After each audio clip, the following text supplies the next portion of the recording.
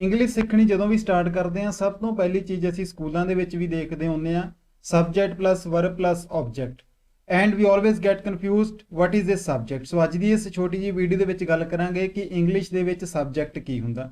ਪਹਿਲਾਂ ਆਪਾਂ ਛੋਟੀ ਜਿਹੀ ਡੈਫੀਨੇਸ਼ਨ ਦੇਖਦੇ ਹਾਂ। ਸਬਜੈਕਟ ਇਜ਼ ਅ ਨਾउन ਔਰ ਪ੍ਰੋਨਾउन that performs action of the verb or is being discussed। ਇਸ ਤਰੀਕੇ ਦੇ ਨਾਲ ਡੈਫੀਨੇਸ਼ਨ ਦੇ ਨਾਲ ਤੁਹਾਨੂੰ ਸਮਝ ਨਹੀਂ ਲੱਗ ਸਕਦਾ। ਸੋ ਫਸਟ ਆਫ ਆਲ ਮੈਂ ਬੇਸਿਕ ਥੋੜਾ ਜਿਹਾ ਦੱਸ ਦਿੰਦਾ ਕਿ ਕੋਈ ਵੀ ਨਾउन ਜਾਂ ਪ੍ਰੋਨਾउन ਜਿਹੜਾ ਕਿਸੇ ਸੈਂਟੈਂਸ ਦੇ ਵਿੱਚ ਕਿਸੇ ਐਕਸ਼ਨ ਨੂੰ ਪਰਫਾਰਮ ਕਰਦਾ ਜਾਂ ਫਿਰ ਜਿਹਦੇ ਬਾਰੇ ਗੱਲ ਕੀਤੀ ਜਾ ਰਹੀ ਆ ਉਸ ਨੂੰ ਆਪਾਂ ਸਬਜੈਕਟ ਕਹਿੰਦੇ ਆ। ਲੈਟਸ ਟੇਕ ਐਨ ਐਗਜ਼ਾਮਪਲ ਦੇ ਤੌਰ ਤੇ ਮੈਂ ਇੱਕ ਸੈਂਟੈਂਸ ਲਿਖਿਆ Virat Kohli is playing the match.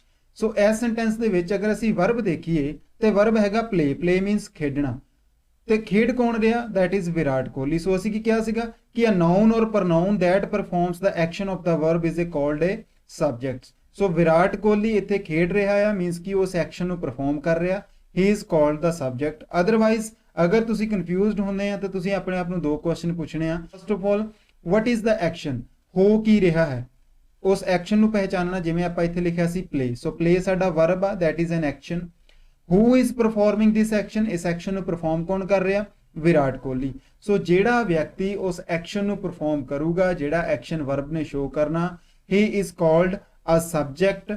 So Virat Kohli is the subject of this sentence। Virat Kohli ਇਸ ਸੈਂਟੈਂਸ ਦੇ ਵਿੱਚ ਸਬਜੈਕਟ ਹੋਊਗਾ। ਨੈਕਸਟ ਹੋਰ ਐਗਜ਼ਾਮਪਲ ਲੈਂਦੇ ਆ ਆਪਾਂ ਪਰਸਨਲ ਐਗਜ਼ਾਮਪਲ ਲੈਂਦੇ ਆ ਬਿਕੋਜ਼ ਜਦੋਂ ਅਸੀਂ ਇੰਗਲਿਸ਼ ਸਿੱਖਦੇ ਹਾਂ ਅਸੀਂ ਕਾਪੀਆਂ ਦੇ ਉੱਤੇ ਜਾਂ ਕਿਤਾਬਾਂ ਦੇ ਉੱਤੇ ਧਿਆਨ ਦਿੰਦੇ ਰਹਿੰਦੇ ਆ but we don't use examples on our personal life. ਅਸੀਂ ਪਰਸਨਲੀ ਉਸ ਚੀਜ਼ ਨੂੰ ਇਮੇਜਿਨ ਨਹੀਂ ਕਰਦੇ ਜਿਸ ਕਰਕੇ ਸਾਨੂੰ ਇੰਗਲਿਸ਼ ਬੋਲਣ 'ਚ ਪ੍ਰੋਬਲਮ ਹੁੰਦੀ ਹੈ। ਸੋ ਮੈਂ ਪਰਸਨਲ ਐਗਜ਼ਾਮਪਲ ਲੈ ਰਿਹਾ ਹਾਂ। ਤੁਸੀਂ ਅੱਜ ਕੱਲ੍ਹ ਇੰਗਲਿਸ਼ ਸਿੱਖ ਰਹੇ ਹੋ, ਤੁਸੀਂ ਮੇਰੀ ਵੀਡੀਓ ਦੇਖ ਰਹੇ ਹੋ, ਓਬਵੀਅਸਲੀ ਤੁਸੀਂ ਇੰਗਲਿਸ਼ ਸਿੱਖ ਰਹੇ ਆ। ਸੋ ਆਪਣੇ ਆਪ ਨੂੰ ਕੁਐਸਚਨ ਪੁੱਛੋ ਐਕਸ਼ਨ ਕੀ ਹੋ ਰਿਹਾ ਪਰ then who is doing the action, action ਨੂੰ ਕਰ ਕੌਣ ਰਿਹਾ। ਸੋ ਤੁਹਾਨੂੰ ਆਪਣੇ ਆਪ ਆਨਸਰ ਮਿਲ ਜਾਣਾ who is learning English, you. What is the action, learn। So action ਕੀ ਹੈਗਾ, ਸਿੱਖਣਾ। ਸਿੱਖ ਕੌਣ ਰਿਹਾ, ਤੁਸੀਂ। ਇਟ ਮੀਨਸ ਕਿ ਇਸ ਸੈਂਟੈਂਸ ਦੇ ਵਿੱਚ ਤੁਸੀਂ ਸਬਜੈਕਟ ਆ ਤੇ ਤੁਸੀਂ ਇੰਗਲਿਸ਼ ਸਿੱਖ ਰਹੇ ਆ। ਸੇਮ ਮੈਂ ਇੱਕ ਹੋਰ ਐਗਜ਼ਾਮਪਲ ਲੈ ਲਵਾਂ ਆਪਣੀ, ਮੈਂ ਪੜ੍ਹਾ ਰਿਹਾ ਹਾਂ।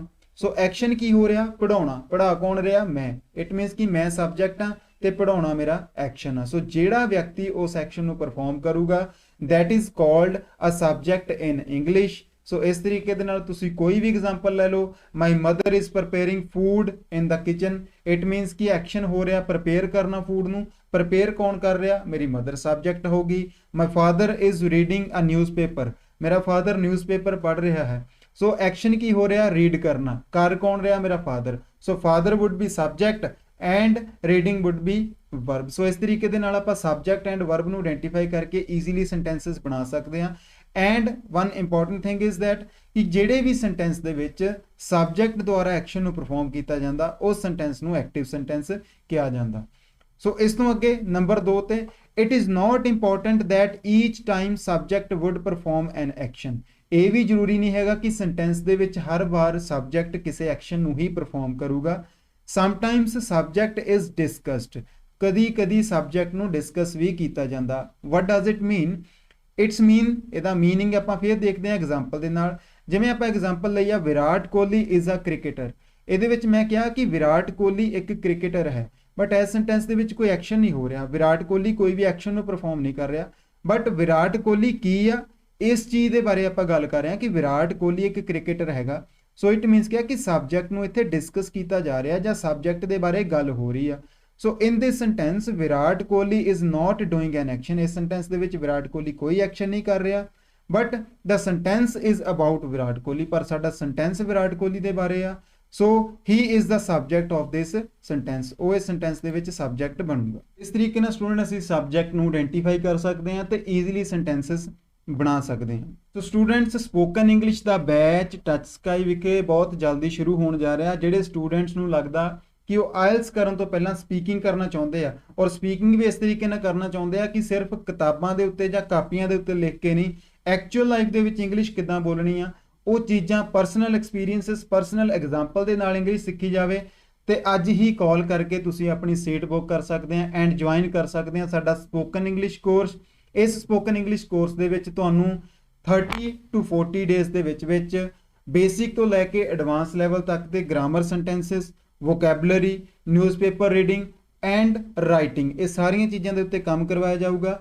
ਐਂਡ ਤੁਹਾਡੀਆਂ ਸਪੀਕਿੰਗ ਸਕਿੱਲਸ ਦੇ ਲਈ ਸਪੈਸ਼ਲ ਕਲਾਸਿਸ ਲਗਾਈਆਂ ਜਾਣਗੀਆਂ। ਸੋ ਸਟੂਡੈਂਟਸ, ਇਸ ਕੋਰਸ ਨੂੰ ਜੁਆਇਨ ਕਰਨ ਦੇ ਲਈ ਅੱਜ ਹੀ ਨੀਚੇ ਦਿੱਤੇ ਗਏ ਨੰਬਰ ਦੇ ਉੱਤੇ ਕਾਲ ਕਰ ਸਕਦੇ ਆ। ਐਂਡ ਤੁਸੀਂ ਦੇਖ ਸਕਦੇ ਆ ਕਿ ਸਿੱਖਣ ਦੇ ਲਈ ਸਾਨੂੰ ਸਿੰਪਲ ਪਰਸਨਲ ਐਗਜ਼ਾਮਪਲਸ ਦੀ ਜ਼ਰੂਰਤ ਹੈ, ਜਿਵੇਂ ਕਿ ਤੁਸੀਂ ਹੁਣੇ ਹੀ ਦੇਖਿਆ। ਸੋ ਇਸ ਤਰੀਕੇ ਦੇ ਨਾਲ ਸਿੱਖਣ ਦੇ ਲਈ ਅਗਰ ਤੁਹਾਨੂੰ ਮੇਰਾ ਤਰੀਕਾ ਵਧੀਆ ਲੱਗਿਆ ਹੈ ਤਾਂ ਇਸ ਤਰੀਕੇ ਨਾਲ ਸਿੱਖਣ ਦੇ ਲਈ ਅੱਜ ਹੀ ਜੁਆਇਨ ਕਰੋ ਸਾਡਾ ਸਪੋਕਨ ਇੰਗਲਿਸ਼ ਕੋਰਸ, ਤੇ 30 to 40 ਡੇਜ਼ ਦੇ ਵਿੱਚ ਆਪਣੇ ਆਪ ਨੂੰ ਤੁਸੀਂ ਇੰਨੇ ਕੁ ਕੈਪੇਬਲ ਕਰ ਲਵੋ ਕਿ ਤੁਸੀਂ ਈਜ਼ੀਲੀ ਇੰਗਲਿਸ਼ ਨੂੰ ਬੋਲ ਸਕੋ। Thank you.